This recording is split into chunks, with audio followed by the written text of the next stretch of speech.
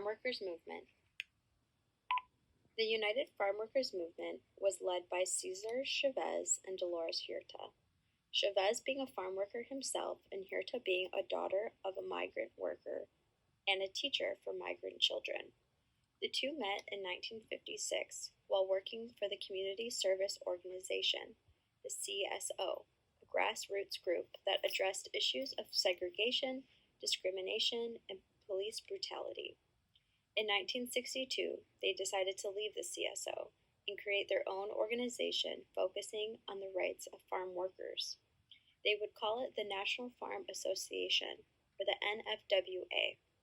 The headquarters would be located in Delano, California.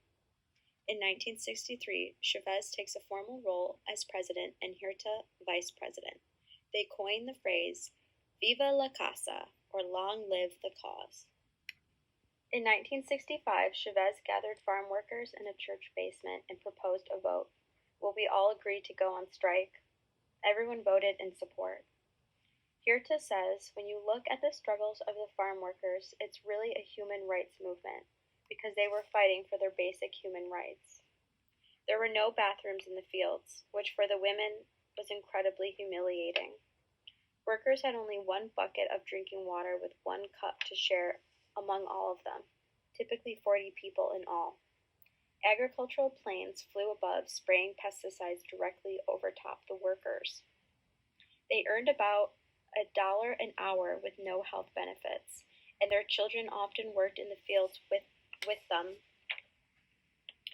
These workers were so poor that they often did not have enough food at home to feed themselves and their families.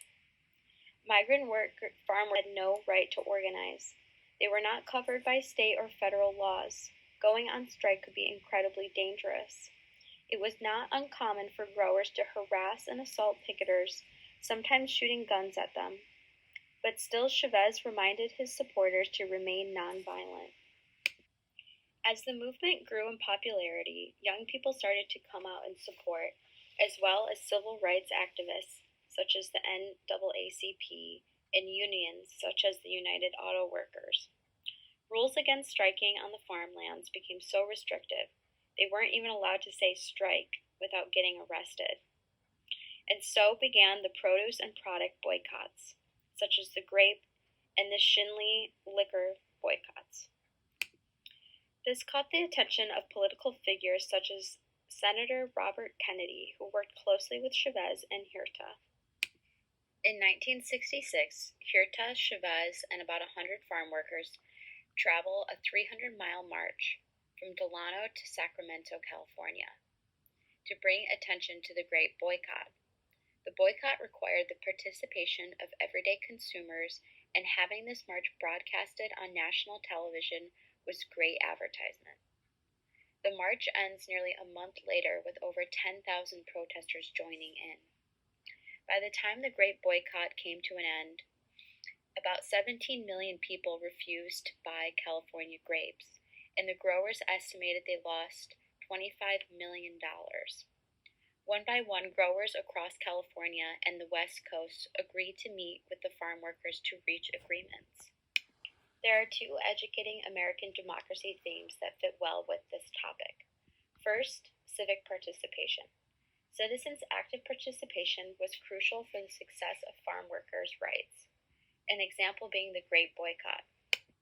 Second, our changing landscapes, because studying this topic involves immigrant families and migrant workers, which brings about questions. Why did these families come to the U.S.? What sort of things and ideas did they bring with them? How has this impacted our country's culture as a whole? My essential question has not changed from the start of the semester. It goes as follows. Whose story or perspective is told through the United Farm Workers Movement? There is not just one answer to this question. We could say that this is Chavez's story. After all, he was sort of the face of the movement. But what about Huerta? She did just as much work, right? But then, of course, we have to think about the farm workers themselves, or the everyday grocery shoppers, or the people that own the farms, the growers.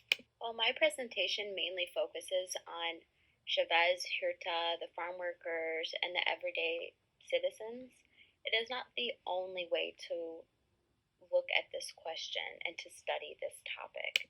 The United Farm Workers is a perfect example that movements do not occur in a vacuum. Without the help of all of the players, this movement would have not had the impact it has today.